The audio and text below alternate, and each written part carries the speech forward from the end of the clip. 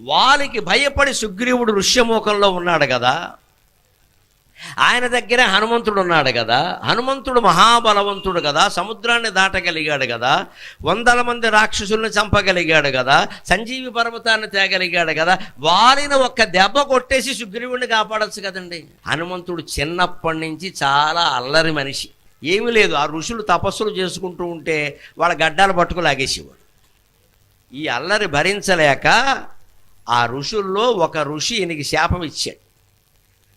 బాగా అల్లరి ఎక్కువైపోయింది. వాళ్ళ అమ్మ అంజనాదేవి కూడా ఏం చేయాలో నాకు తెలియట్లేదంటే, అమ్మ ఎవరో ప్రత్యేకించి గుర్తు చేస్తే తప్ప ఈయన శక్తి ఆయనకి గుర్తు రాకుండా కాని శాపం ఇచ్చాడు.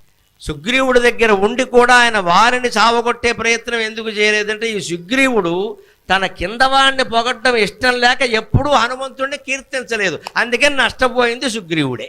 అది సంగతి.